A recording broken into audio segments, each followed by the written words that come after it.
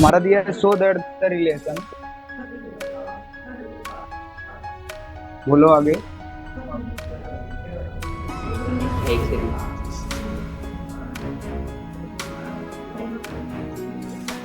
Relation R in the set A which is equal to 1 2 3 4 5 given by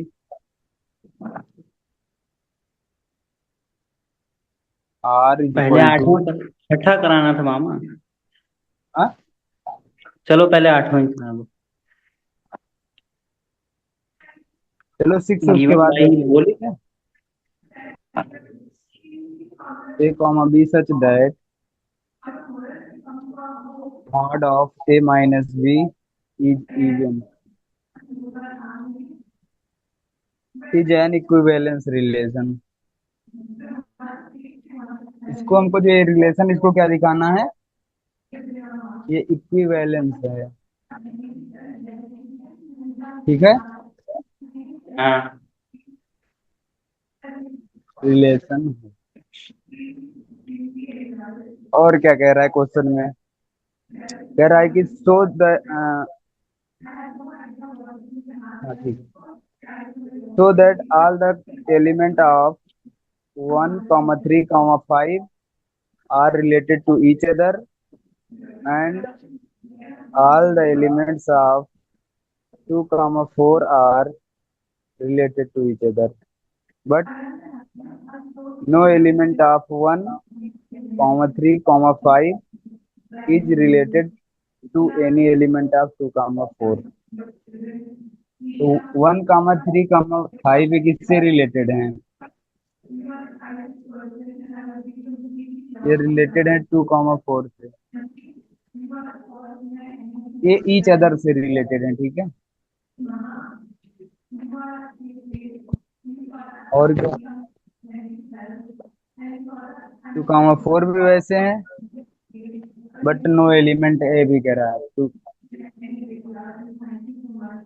कह रहे हैं ये दोनों सेट दिए हैं, ये रिलेटेड हैं ईच अदर, मतलब आपस में रिलेटेड हैं, बट ये एक दूसरे से रिलेटेड नहीं है, ऐसा भी हमको दिखाना है, ठीक है ना।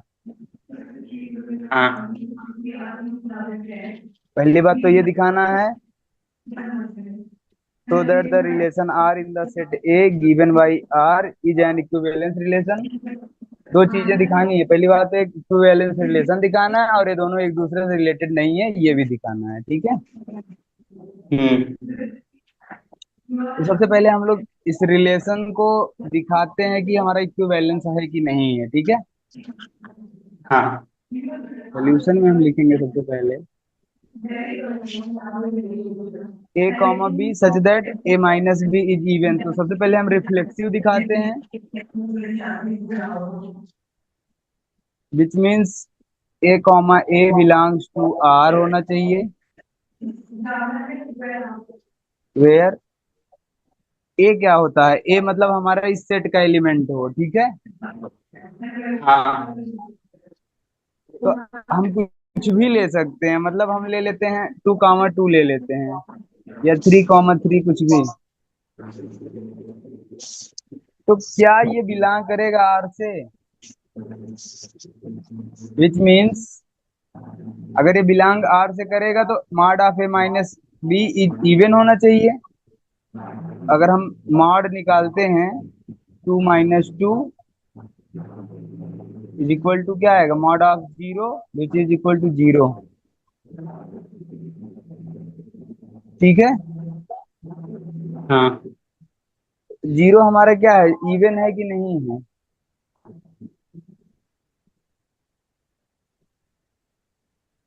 बताओ।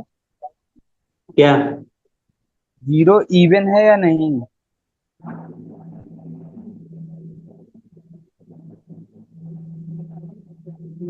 नहीं। इवन होगा, ठीक ना। हाँ। तो इसलिए ये क्या हो जाएगा हमारा, so relation R is reflexive. अब दूसरी बात सिमेट्रिक दिखाना है।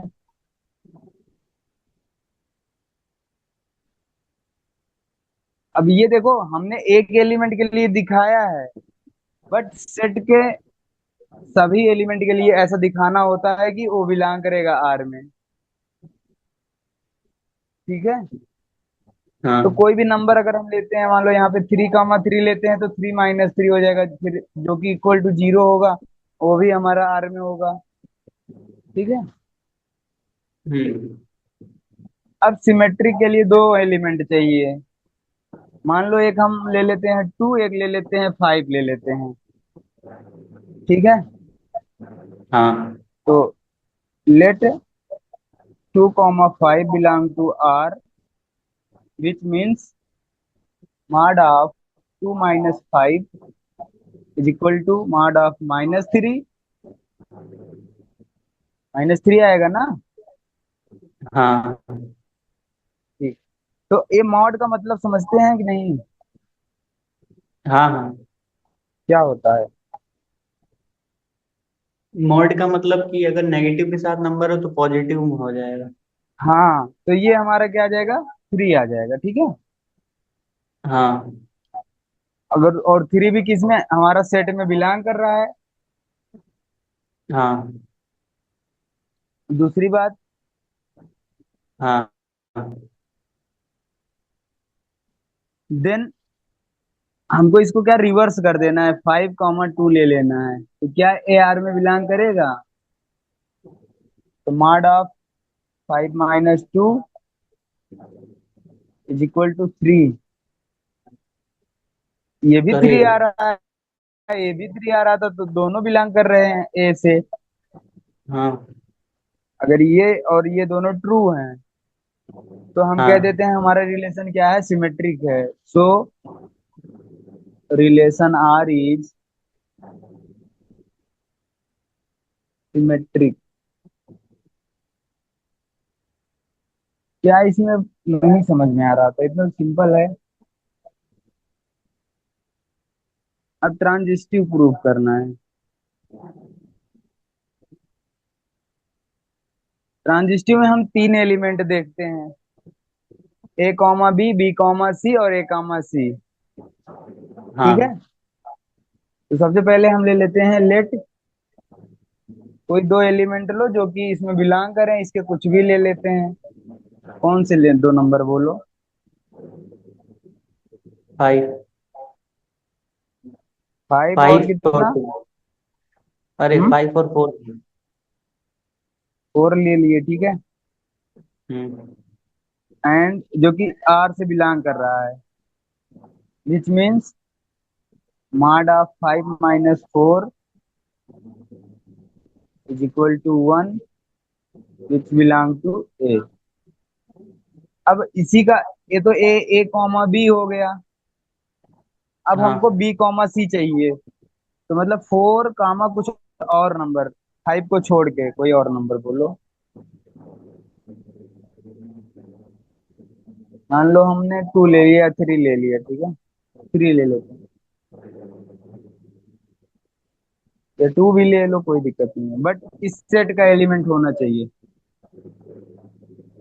4, 3 belong to R, that implies mod of 4 - 3 is equal to 1, which is also belong to A।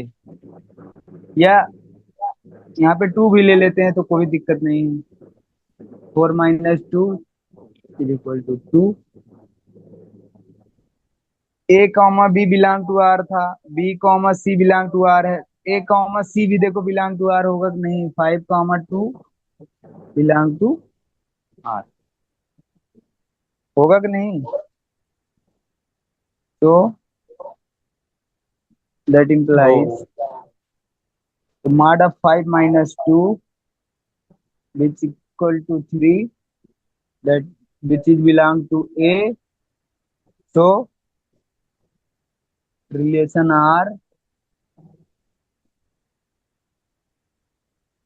R is reflexive, transitive होगा। ठीक है।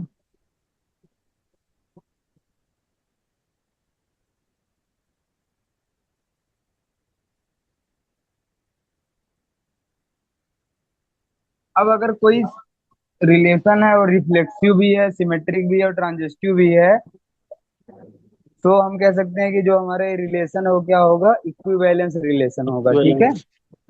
हाँ। तो लिख देंगे the given relation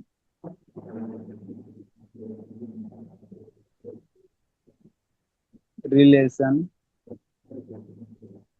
R is reflexive, symmetric and transitive. तो relation R is equivalence relation.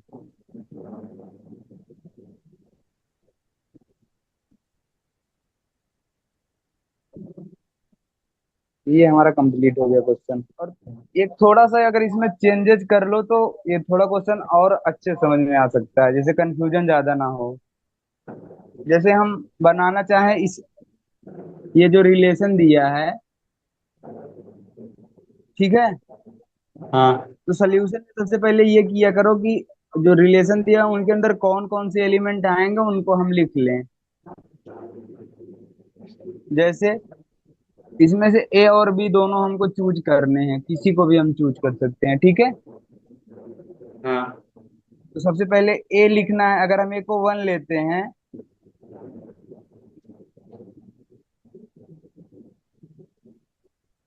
लेकिन एक चीज यहाँ पे ध्यान देना है, जो रिलेशन कह रहा था कि mod of a minus b, वो कैसा होना चाहिए, इवन होना चाहिए। हाँ। सब पेयर को नहीं लेना था कि जो सब पेयर ले लो कि ऑड भी आए तो भी। तो हम लोग तो पेयर में हमारे इवन। ऑड ही आए हैं यहाँ पे कुछ। ठीक है, हाँ। तो चेंजेस कर लो, ऐसा पेयर लेना है जिसमें सब्ट्रैक्शन के बाद हमारा इवन मिले। तो 2 2 वाला तो सही है, इवन है। ये यहाँ पे जो बिलोंग टू ए है ये गड़बड़ हो चुका है। ठीक है, हाँ। तो यहाँ 2 5 पेयर नहीं, बल्कि कुछ ऐसा लो जिनको सब्ट्रैक्ट करने पर हमको क्या मिले, इवन मिले। इवन। 3 5 ले लेते हैं, तो 3 - 5 करेंगे तो हमारा -2 आ जाएगा, विच इज इक्वल टू 2, जो कि क्या है, इवन है हमारा। ठीक है, हाँ। इवन है इसलिए रिलेशन आर में बिलोंग करेगा, टू विच इज इवन है। अब अगर इनको उल्टा करते हैं, इसको 5 3 कर देते हैं। ठीक है, तो ठीक। हम हमारा क्या मिलेगा, देखो 5 - 3 = 2, ये भी हमारा इवन है। और ये दोनों रिलेशन तो बिलोंग कर ही रहे हैं इसमें आर में। ठीक है, हाँ। और यहाँ भी जो पेयर लेने हैं इनको भी इवन मिलना चाहिए। 5 3 ले लेते हैं, 5 3, ये 2 आ जाएगा। और अगर यहाँ पे हम लेना चाहें 3 1 ले लेते हैं, विच इज आल्सो 2। यहाँ जो बिलोंग टू है यहाँ पे इवन लिख देना, ये भी हमारा इवन होगा और ये भी हमारा इवन हो रहा है। और ये दोनों तो बिलोंग कर ही रहे हैं। तो 5 1 ये भी हमारा क्या आ जाएगा, 4 आ जाएगा, ये भी हमारा इवन हो जाएगा, दिस इज आल्सो इवन।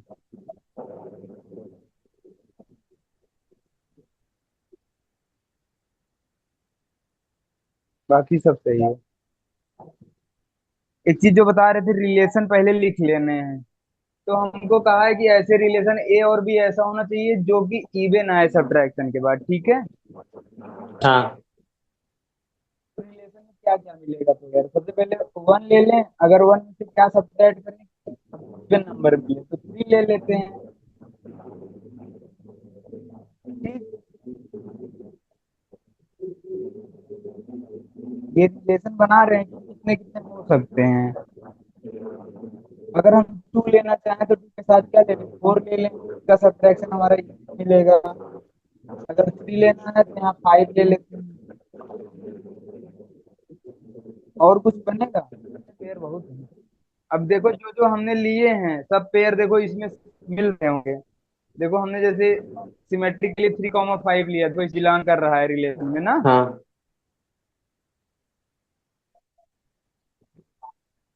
और पॉजिटिव के लिए भी देखो 5,3 है, 3,5 और 5,3, हाँ ये भी ले सकते हैं, देखो यहाँ पे भूल रहे हैं। यहाँ पे एक और बढ़ा लो 5,3। इनका उल्टा भी सबको लिख देंगे, ठीक है, जैसे 1,3 था तो इसको 3,1 भी ले सकते हैं ना। हाँ। तो 3,1 हो जाएगा। और क्या हो सकता है, 5,1, 4,2। रिलेटेड टू ईच अदर से क्या मतलब है।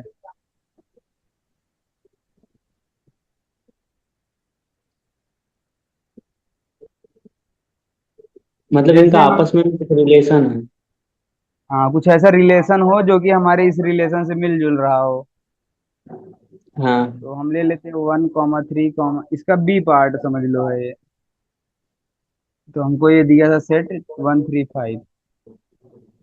तो अब अगर इसको हम ए मान ले, इसको बी मान लें, और हम इसमें यहाँ पे रखें रिलेशन में, तो mod of 1 - 3, 1,2, 1,3, which is equal to mod of 1 - 3, ये इक्वल टू होगा किसके, 2 के। हाँ। ऐसे कुछ ले लेते हैं 3,5, mod of 3 - 5 which is equal to 2। और कौन सा पेयर ले सकते हैं, 1,5।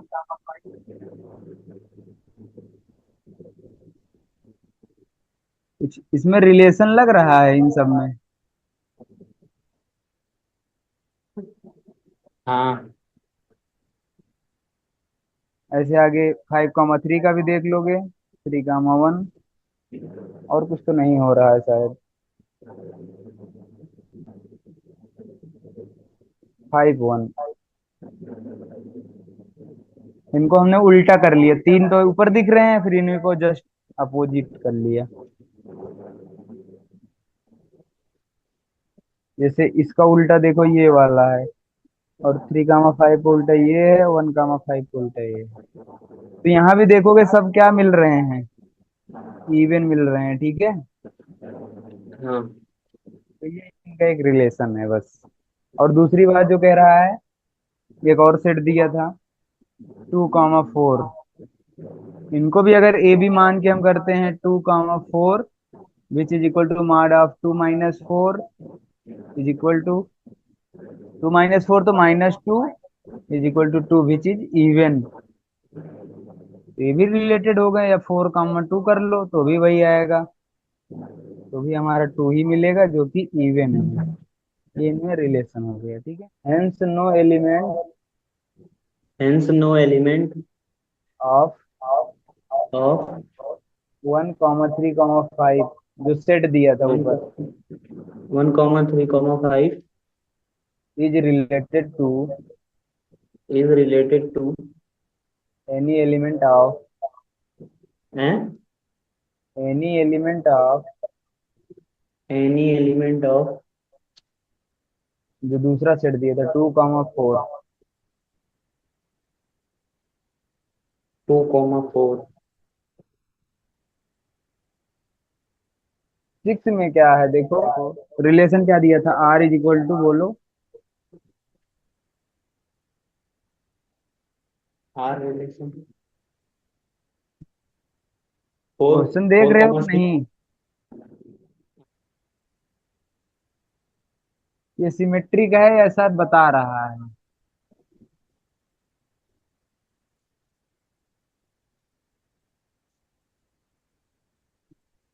तो नाइदर रिफ्लेक्सिव है नॉर ट्रांजिस्टिव है।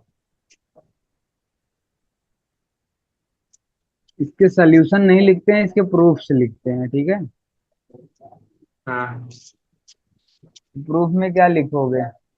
क्या करते हैं, रिफ्लेक्सिव दिखाते हैं, ट्रांजिस्टिव रिफ्लेक्टिव। सबसे पहले रिफ्लेक्सिव दिखाते हैं, उसके लिए क्या होना चाहिए?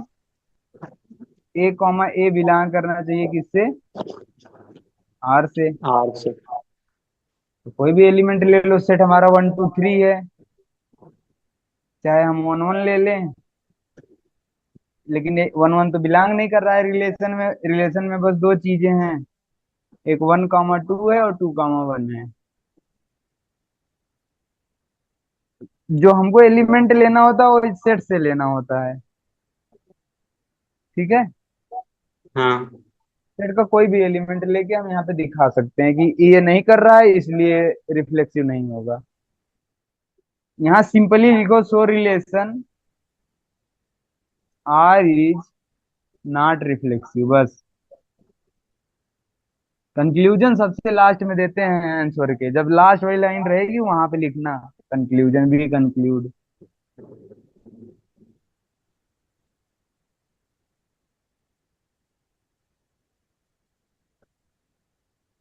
समझ गए? हाँ। अब आगे क्या करना है? ट्रांजिस्टिव प्रूफ करना है कि ट्रांजिस्टिव नहीं है, ये सुनो। हम लिख देते हैं 1 2 बिलोंग टू आर है,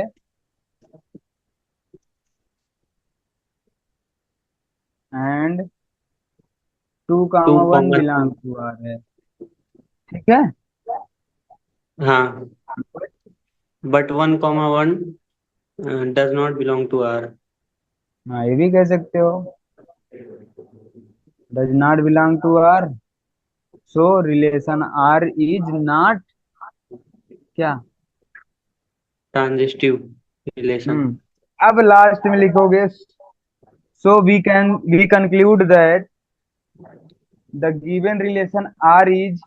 अब चाहे तो बीच में सिमेट्रिक भी दिखा सकते थे कि बट सिमेट्रिक है, दिखा सकते हो, क्योंकि 1 2 2 1 बिलोंग कर रहे हैं इसलिए सिमेट्रिक होगा, ठीक है। हाँ। नहीं दिखाओ कोई दिक्कत नहीं, क्योंकि वो तो दे दिया है क्वेश्चन में, हमको प्रूफ करना था कि नॉट सिमेट्रिक रिफ्लेक्सिव है, नॉट ट्रांजिस्टिव है, ठीक है। हाँ। तो यहाँ पे लिख देंगे, so we conclude that the given relation R is not reflexive, not transitive, ठीक है।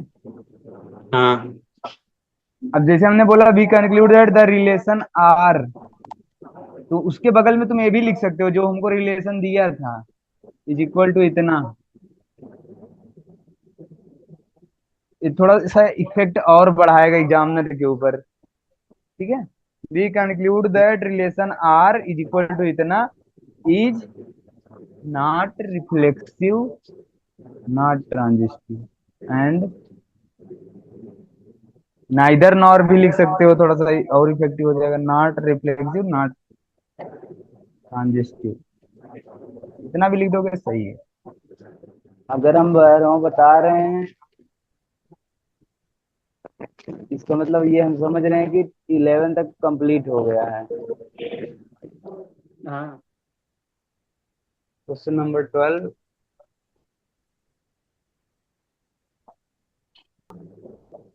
Are is equal to P1 comma P2 such that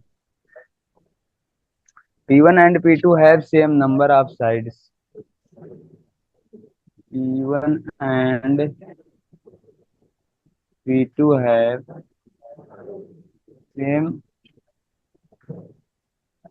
number of sides.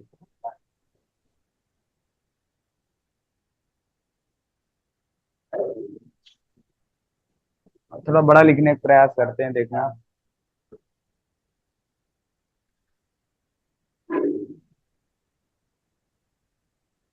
नहीं, क्या कह रहा है relation T1 and T2 such that T1 is similar to T2 है, नहीं 12 बताना है ना।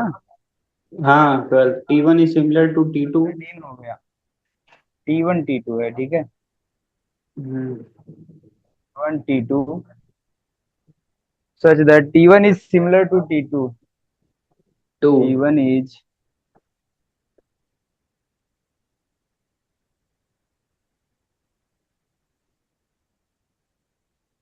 similar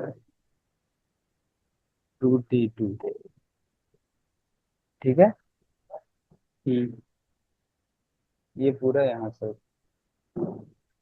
उसके बाद क्या कह रहा है क्वेश्चन में, देखो। Is equivalence relation, consider three right angle triangles T1 with side 3 4 5, T2 with side 5 12 13, and T3 with side 6 8 10. Which triangle among T1 T2 and T3 are related?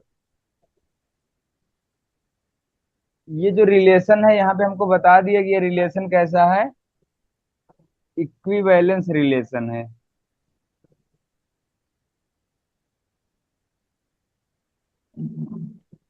ये ये है इक्विवेलेंस, मतलब अगर इक्विवेलेंस रिलेशन कह दिए तो इसका मतलब है कि ये रिफ्लेक्सिव भी है, सिमेट्रिक भी है और ट्रांजिस्टिव भी है। ठीक है, हाँ। ये ऑलरेडी उसको फॉलो कर रहे हैं। अब हमको जो इनमें रिलेशन है, ये जो T1 दिया है, T1 देखो एक सेट दिया है 3 4 5 का। ठीक है, consider three right angles triangles T1 will side, मतलब T1 क्या है, तीन ट्रायंगल हैं, T1 T2 T3 हैं। इनके साइड्स हमको दिए गए हैं, एक का 3 4 5 है और एक का 6 8 10।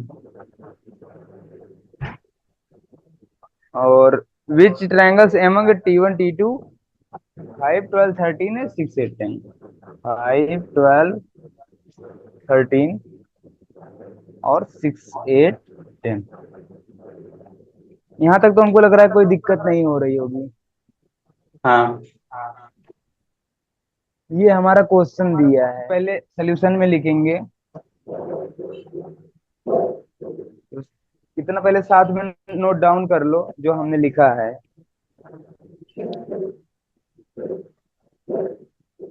क्योंकि सोल्यूशन में थ्योरी है तो थोड़ा बहुत बोल देते हैं हम, फिर उसके बाद फिर कर देते हैं। ठीक है,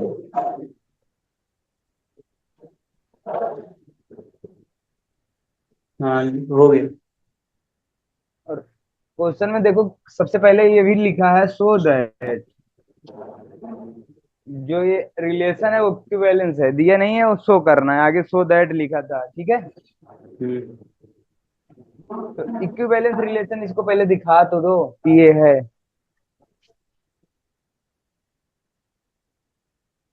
T1 हाँ। T2 सिमिलर का मतलब क्या है, ये भी थोड़ा सा समझ लो। ठीक है, हाँ। जैसे सिमेट्रिक सबसे पहले क्या दिखाते हैं, रिफ्लेक्सिव दिखाते हैं। ठीक है, हम्म। रिफ्लेक्सिव के लिए क्या होता है, a comma a belong to R होना चाहिए। तो अगर हम कुछ ले लें, मान लो ये दो ट्रायंगल हैं, ये सेम ट्रायंगल हैं, तो सेम ट्रायंगल एक दूसरे के सिमिलर होंगे कि नहीं। होंगे। जैसे ए कॉमा ए, मान लो एक ट्रायंगल ए है और एक ट्रायंगल, वो खुद से सिमिलर होगा कि नहीं, ये बताओ। होगा। ठीक है, तो हाँ। यहाँ पे थोड़ा सा लिख लो, as we know that the each triangle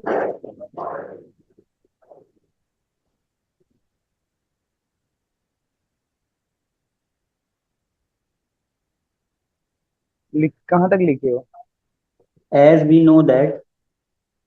the each triangle is similar to itself, each triangle each is triangle similar is to similar to itself। Itself. तो सो। यहाँ पे ए लिखो या T1 लिख दो तो भी कोई बात नहीं, क्योंकि T1 क्या था, ट्रायंगल ही तो है, हाँ। Belongs to R. हाँ, सो हो गया। T1 comma T1 belongs to are, इसलिए क्या हो गया, रिफ्लेक्सिव हो गया। ठीक है, हाँ। तो यहाँ पे लास्ट में फिर लिख भी सकते हो, सो आर इज रिफ्लेक्सिव। अब सिमेट्रिक चेक करते हैं।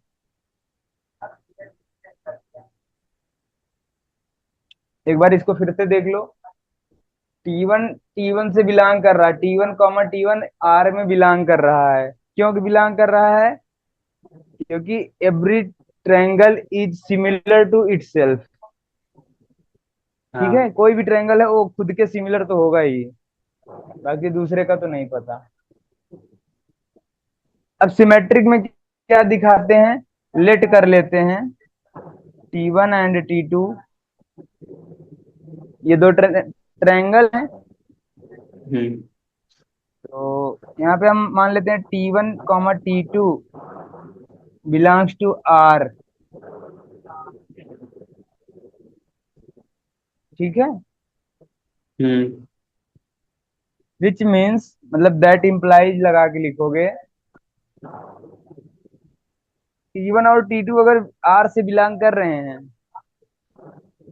इसका क्या मतलब है?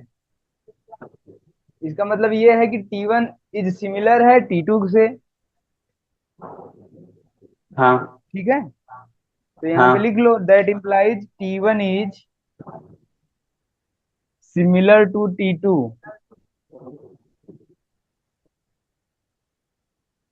Similar to T2, which is true. ये तो सही है, मान लो यहाँ पे लिखो मत विच इज ट्रू, बट हमको इसको उल्टा करके देखना है कि अगर वो भी बिलोंग करेगा आर से, तो हम कह देंगे ये हमारा रिलेशन क्या है, सिमेट्रिक है। ठीक है, हाँ। इसको हम अपोजिट कर देते हैं, T2, T1 कर देते हैं। इसका मतलब हम अभी लिख देते हैं बिलोंग टू आर। अभी ये कंफर्म नहीं है हाँ। कि नहीं है। अब अगर इम्प्लाइज लिख रहे हैं, अच्छा ये बताओ, T1 is similar to T2 है, हाँ। और तो T2 भी तो T1 के सिमिलर होगा। अगर हम ये भी कह दें T2 इज सिमिलर टू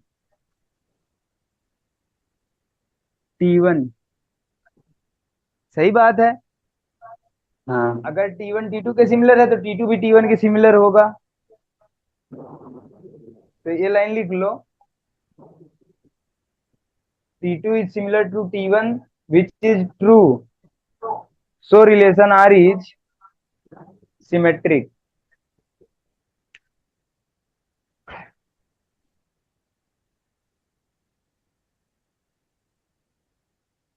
अब थर्ड चीज कर देते हैं हम, ट्रांजिस्टिव।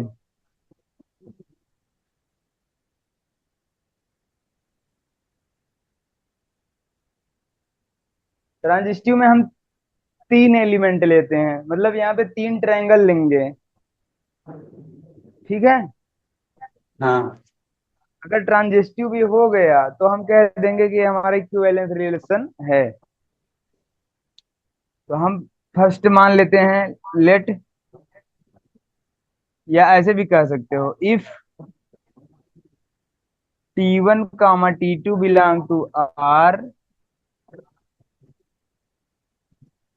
एंड, अब यहाँ पे थोड़ा सा इम्प्लाई लगा के लिख दोगे, क्या लिखोगे बताओ, कि ये बिलोंग अगर आर से कर रहे हैं तो क्यों कर रहे हैं, क्योंकि T1 और T2 सिमिलर हैं इसलिए। ठीक है, अभी ये लेट किए हाँ। हैं एक हिसाब से। ठीक है, हाँ। तो आगे लिख लो यहाँ पे T1 is similar to T2 and T2, T3 belongs to R. That implies T2 is similar to T3, then T1, T3 belongs to R। अब यहाँ पे ठोस कारण चाहिए, ये तो दोनों हमने लेट किया है, तो ये थर्ड वाला क्यों है ऐसा, T1, T3 ये सिमिलर होंगे कि नहीं होंगे, ये सोच के बताना है। जैसे मान लो तीन लड़के हैं, A B C हैं, हाँ। A B के जैसा है, B C के जैसा है, हाँ तो ए सी के जैसा भी तो होगा। हाँ, सिमिलर टू T3। तो हम समझ चुके हैं, यहाँ तो डायरेक्ट भी लिख दोगे विच इज ट्रू, जो कि हमारा सही बात है कि T1 T3 भी सिमिलर होंगे, ठीक है, जो कि आर से बिलोंग भी करेंगे। Which is true, so relation R is transitive. But last में लिखोगे हेंस, हमको इक्विवेलेंस दिखाना था, hence the given relation R is equivalence relation.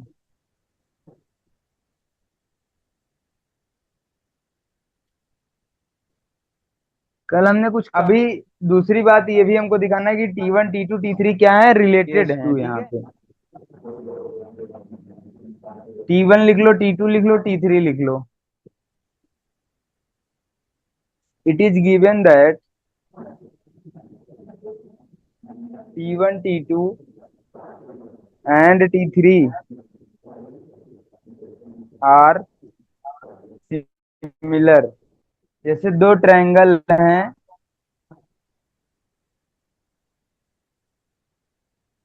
और ये दोनों क्या है हमारे, सिमिलर है, मान लो दिख रहा है ट्रायंगल। हाँ मान लो इसको हम पी क्यू आर लिख देते हैं, इसको हम पहले वाले को ए बी सी लिख देते हैं। मान लेते हैं ये दोनों हमारे सिमिलर हैं, तो इनके बीच में, इनके जो साइड के लेंथ हैं, इनके बीच एक क्या होता है, एक रिलेशन होता है। If two triangles are similar to each other, then the ratio of each side of triangle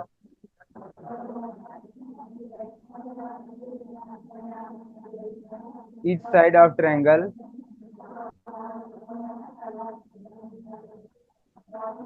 to corresponding side of other triangle is equal. तो कहने का मतलब ये है कि अगर दोनों ट्रायंगल सिमिलर हैं तो इनके जो साइड का रेशियो है, मतलब करस्पॉन्डिंग साइड का मतलब ये इसके, या ये दूसरा वाला दूसरे वाले से, नीचे वाला नीचे वाले साइड से सिमिलर है, तो इनका रेशियो जो है ए बी अपान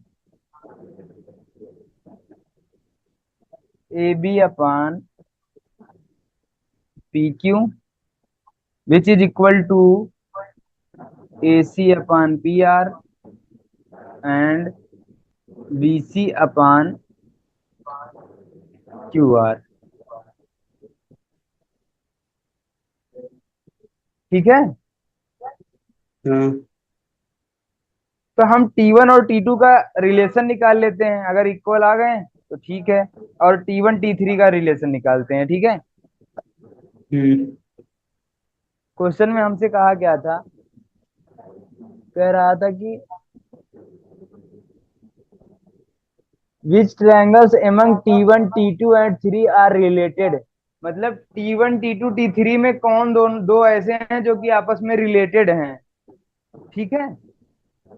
हाँ तो हमको सबका रेशियो निकालना होगा। सबसे पहले हम T1 अपान T2 का लिखते हैं, T1 अपान T2, इसका रेशियो निकालोगे तो 3/5 is equal to 4/12 is equal to 5/13। और T1/T3 और अच्छा, अब यहाँ पे ये भी देख लो कि T1/T2 ये सब इक्वल है कि नहीं है। अगर एक 4 1 जा 4, 4 3 जा 12, ये 1/3 आ गया, इक्वल तो नहीं है ना। नहीं।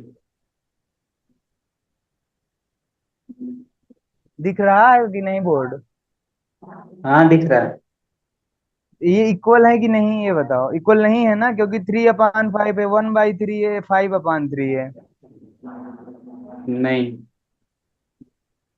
ठीक है। हाँ तो इक्वल नहीं है तो मतलब ये दोनों रिलेटेड नहीं है।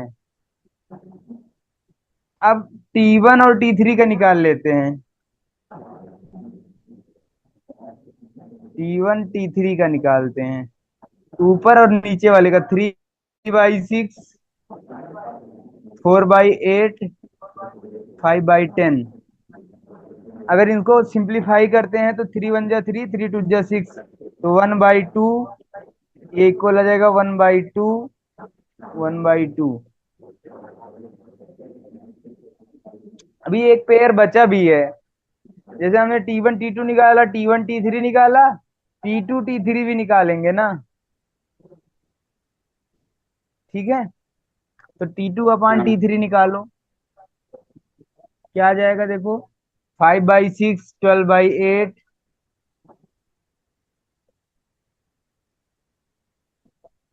और 13/10। हमको लग रहा है ये भी इक्वल नहीं ही है दोनों। तो मतलब एक वाला पेयर हमारा इक्वल आ रहा है, T1 अपान T3। देयर फोर, या so that, so T1 is related to T3।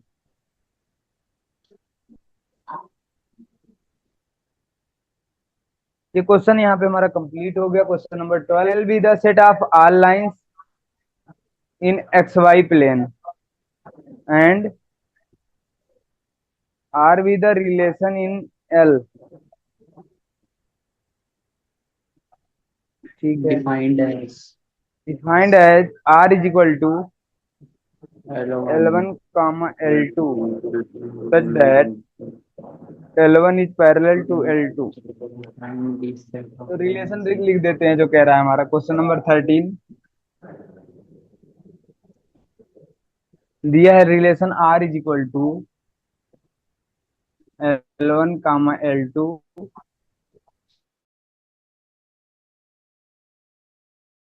Such that L1, मतलब ये दो लाइन है, ऐसी लाइन है जिसमें L1 पैरेलल है किसके,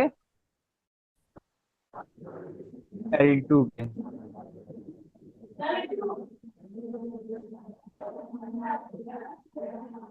और क्या कह रहा है,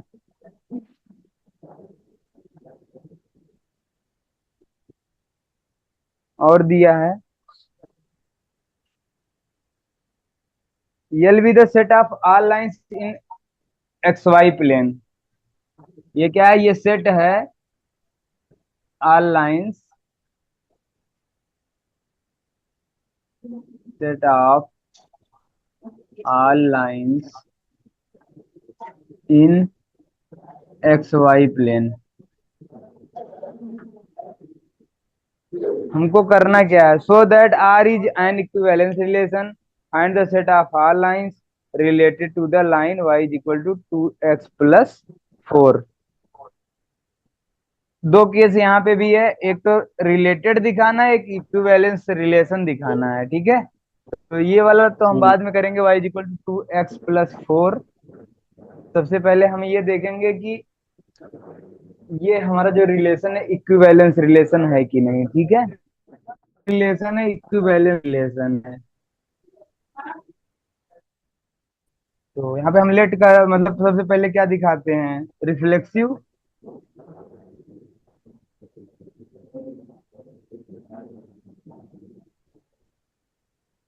सिंपल है, इसमें भी कुछ नहीं है। देखो, रिफ्लेक्सिव का मतलब क्या है, मतलब दोनों लाइन सेम हो।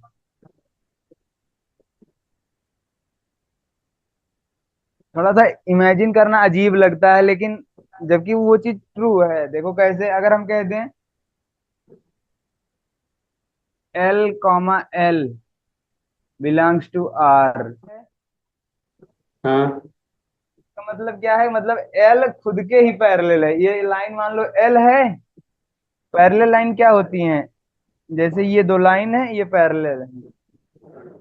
ऐसी लाइनें जो एक दूसरे को कभी क्रॉस ना करें, मतलब एक दूसरे को ऐसे क्रॉस ना कर दें, काटे नहीं एक दूसरे को, और ये अनंत तक चली जाए, इनफाइनाइट तक, तो हम इनको क्या कह देंगे कि ये हमारे पैरेलल लाइंस हैं। तो अच्छा, अगर एक लाइन है, क्या क्या ये खुद को काटेगा कभी, नहीं ये क्या ही काटेगा किसी को, जब हम अकेले हैं तो हम खुद के पैरेलल कह सकते हैं ना। डिफिनेशन यही है हाँ कि which lines never cut to each other, तो उसको हम क्या कह देते हैं, पैरेलल लाइंस, पहले। ठीक है। हाँ तो यहाँ भी जो ये लाइन है ये भी कभी नहीं कट करेगा, तो यहाँ पे हम कह देंगे बिलोंग टू आर है, दैट इम्प्लाइज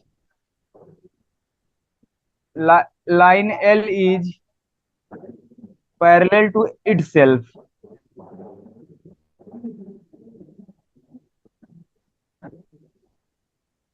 सही बात है कि ये खुद के पैरेलल है, इसलिए आर में बिलोंग कर रहा है। सो आर इज रिफ्लेक्सिव, यहाँ पे लिख लेना रिफ्लेक्सिव। क्या कह रहे हो? मैं क्या कह रहा हूँ। मुझको लगा कुछ डाउट है। अब सिमेट्रिक देखते हैं। एकदम सिंपल है, सिमेट्रिक तो खुद कर लोगे। कैसे जैसे करोगे? यहाँ पे दो लाइन लोगे, अगर L1 L2 के पैरेलल है तो अगर उनको अपोजिट कर दोगे L2 L1 के भी पैरेलल होगा। हाँ तो ये भी हो गया सिमेट्रिक भी। अब तीसरा जो है ट्रांजिस्टिव, उसमें तीन लाइनें लोगे। तीन लाइनें मतलब एक L1, एक L2, एक L3। पहली बार तो कहोगे L1 L2 के पैरेलल है। हाँ दूसरी बार क्या कहोगे? L2 L3 के पैरेलल है। हाँ तीसरी बार ये बताना पड़ेगा कि L1 L3 के भी पैरेलल है। हाँ वो कैसे है? तो यहाँ सिंपली यही लिखोगे कि बिकॉज L1 L2 पैरेलल है, तो मतलब L1 L2 के पैरेलल है। सो हाँ। यह एक और तरीका होता है।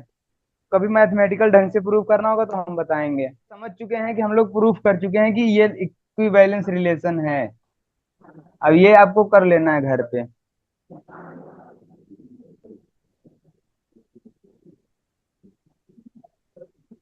ये इक्विवेलेंस रिलेशन है। अब इसके नीचे लिखिए the set of all lines the set of all line related to related to the line y is the equal to line 2x plus 4 क्या। is the set of all parallel lines। The set of. Set of all parallel lines. अब देखो थोड़ा सा जो line का equation है यहाँ पे थोड़ा सा ये ध्यान रखना होगा कि ये इसमें स्लोप जानते हो क्या होता है? एक फार्मूला पढ़े होगे y is equal to m x plus C.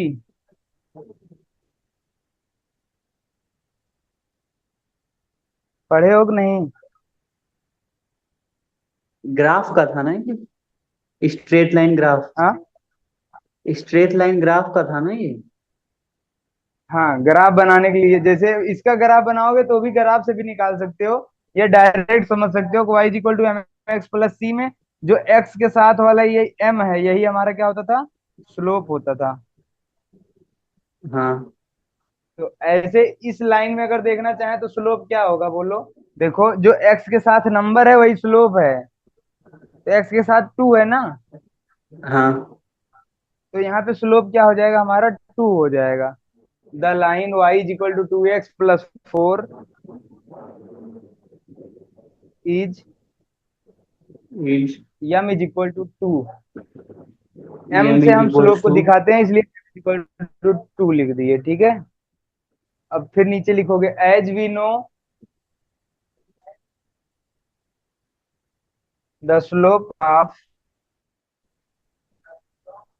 As all we know parallel lines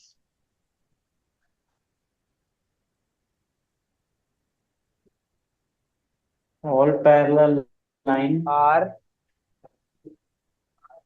same. Are same. इसका मतलब क्या है देखो, ये कैसे हम जान लिए कि सभी पैरेलल लाइंस का स्लोप सेम होगा? जैसे मान लो ये हमारा एक्स वाई प्लेन है, ये एक्स है और ये y है।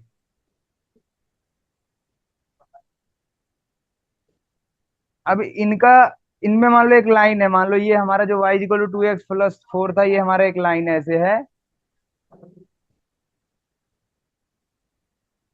पैरेलल ठीक हम है। कोई भी लाइन बनाते हैं तो इनके बीच का जो एंगल है, ये दोनों आपस में क्या होते हैं, इक्वल होते हैं। हाँ। तो एक फार्मूला होता है स्लोप का, दूसरा फार्मूला जो m इज इक्वल टू होता है tan थीटा होता है। अगर ये एंगल थीटा है तो m is equal to tan theta होगा। अब ए भी एंगल सेम है, ए भी एंगल सेम है, तो tan थीटा का वैल्यू क्या रहेगा, कांस्टेंट मिलेगा ना। इसमें भी वही मिलेगा, उसमें भी वही मिलेगा, कोई और लाइन रहता उसमें भी वही मिलेगा। इसलिए हमने कह दिया क्या, we know that the slope of parallel lines are same. ठीक है। Hence the set of all parallel line hence the set of all parallel line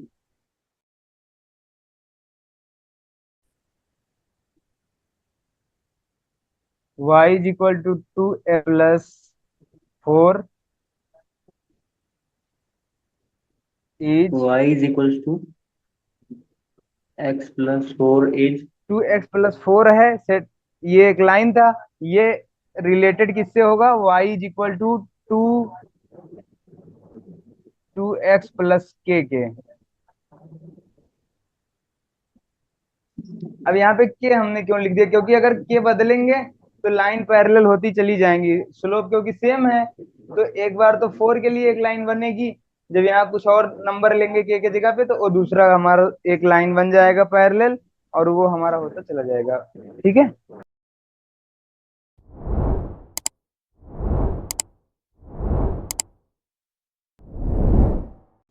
exercise 1.1।